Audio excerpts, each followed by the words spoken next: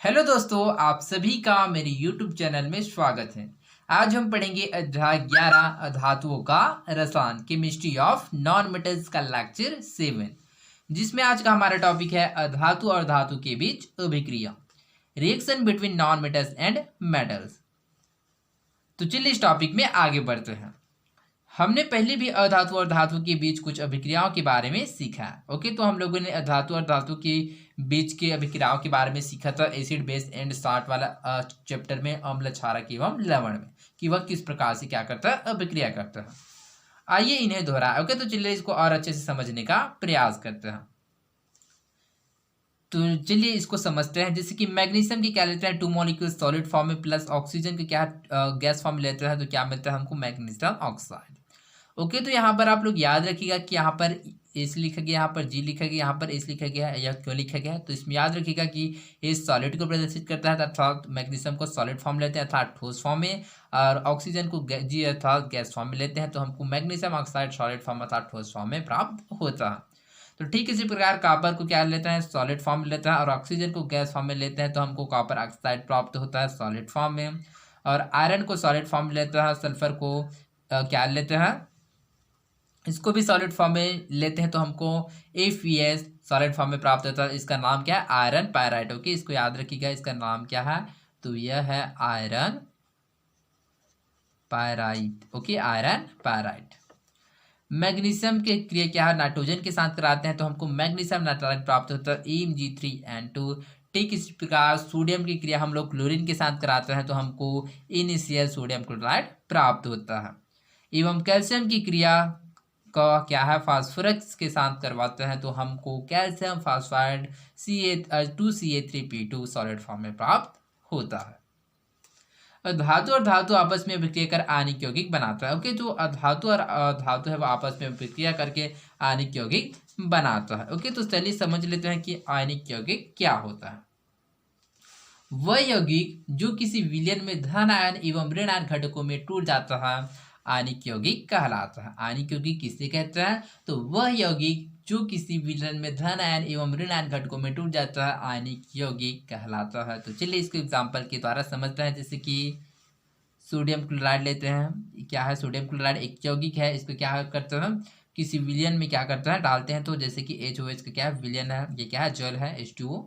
तो ये क्या करता है, जो सोडियम क्लोराइड वह धन आयन एवं ऋण आयन घटक में टूट जाता है, इसी को कही आयनिक यौगिक कहलाता है, अर्थात Na+ एवं Cl- में टूट जाता है। अर्थात आयनिक यौगिक किसे कहते हैं, तो वह यौगिक जो किसी विलयन में धन आयन एवं ऋण आयन घटकों में टूट जाता है आयनिक यौगिक कहलाता है। ओके, यहाँ धातु का ऑक्सीकरण और अधातु का अपचयन होता है। ओके, तो यहाँ पर जो धातु है उसका ऑक्सीकरण होता है और अधातु का अपचयन होता है। तो ऑक्सीकरण और अपचयन क्या होता है, तो चलिए इसके बारे में समझते हैं। जब किसी परमाणु या अणु या आयन द्वारा इलेक्ट्रॉन त्यागे जाते हैं तो वह ऑक्सीकरण कहलाता है। तो ऑक्सीकरण में क्या होता है कि कोई भी परमाणु या अणु या फिर कोई आयन है उसके द्वारा क्या किया जाता है, इलेक्ट्रॉन को त्यागा जाता है, वह ऑक्सीकरण कहलाता है। और अपचयन क्या होता है, तो इसमें क्या किया जाता है, किसी परमाणु अणु या आयन द्वारा इलेक्ट्रॉन को ग्रहण किया जाता है, वही अपचयन कहलाता है। ओके, तो चलिए इसमें समझते हैं कि यहाँ धातु का ऑक्सीकरण और अधातु का अपचयन होता है। जैसे कि हम लोग देख सकते हैं यहाँ पर NaCl क्या है, एक कंपाउंड एक यौगिक है, तो इसमें धातु का क्या होता है, ऑक्सीकरण। तो यहाँ पर धातु कौन है, सोडियम है, और अधातु कौन है, वह है क्लोरीन है। ओके, तो यहाँ पर धातु का क्या होता है, ऑक्सीकरण। यहाँ पर धातु क्या ऑक्सीकरण हो रहा है Na+ के रूप में, अर्थात सोडियम क्या कर रहा है, वह एक इलेक्ट्रॉन को क्या कर रहा है, त्याग कर रहा है, इस वजह से यहाँ पर सोडियम क्या है, अर्थात धातु का ऑक्सीकरण हो रहा है। और क्लोरीन क्या कर रहा है, इलेक्ट्रॉन को ग्रहण कर रहा है, जिसके कारण यहाँ पर माइनस चार्ज आ गया है। अतः जो क्लोरीन है वह अधातु है, अर्थात अधातु का यहाँ पर अपचयन होता है। ओके, तो ये ऐसे याद रखिएगा कि जो धातु होता है वह क्या करता है, वह इलेक्ट्रॉन को त्यागता है, किंतु जो अधातु होता है वह इलेक्ट्रॉन को ग्रहण करता है। जो धातु क्या करता है, वह इलेक्ट्रॉन को त्यागता है, वह ऑक्सीकरण कहलाता है। एवं जो अणु परमाणु या फिर जो आयन होता है वह इलेक्ट्रॉन को ग्रहण करता है, यह प्रक्रिया अपचयन कहलाता है, जैसे कि Cl-। तो आई होप आप लोगों को समझ आया होगा। तो चलिए आगे बढ़ते हैं। अधातुओं की आपस में अभिक्रिया। ओके, तो चलिए समझते हैं कि अधातु आपस में अभिक्रिया किस प्रकार से करता है। हम जानते हैं कि जब अधातुएं आपस में अभिक्रिया करती है तब सहसंयोजी यौगिक बनाते हैं।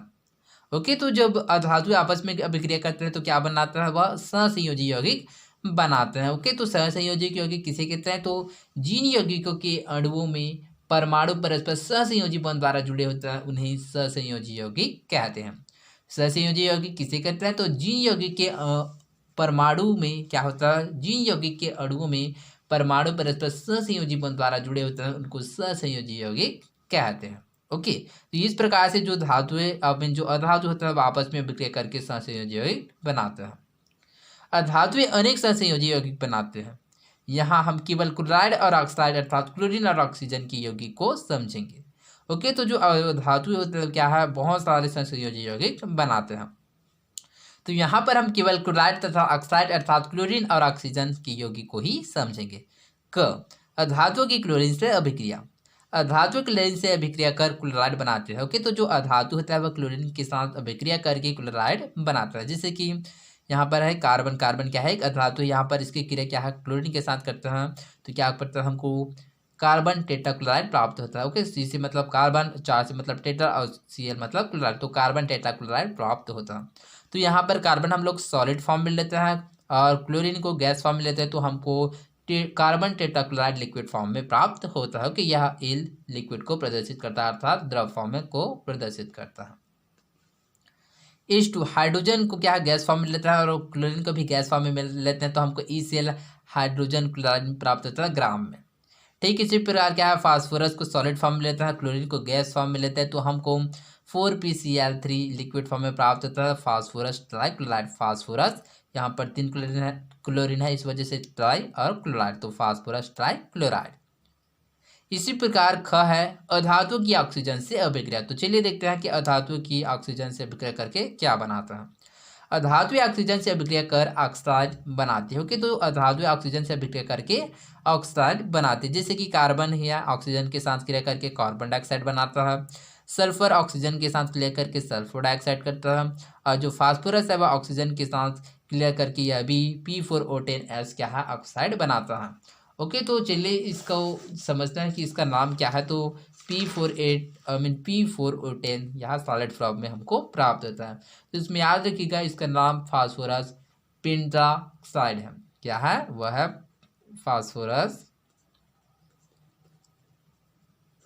फास्फोरस पेंटाक्साइड। ओके, पेंटाक्साइड।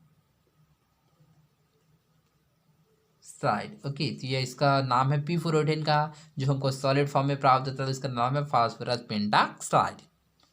ध्यान रहे कि यौगिक के सूत्र में कम विद्युत ऋणात्मक धातु पहले और अधिक ऋणात्मक बाद में लिखी जाती है।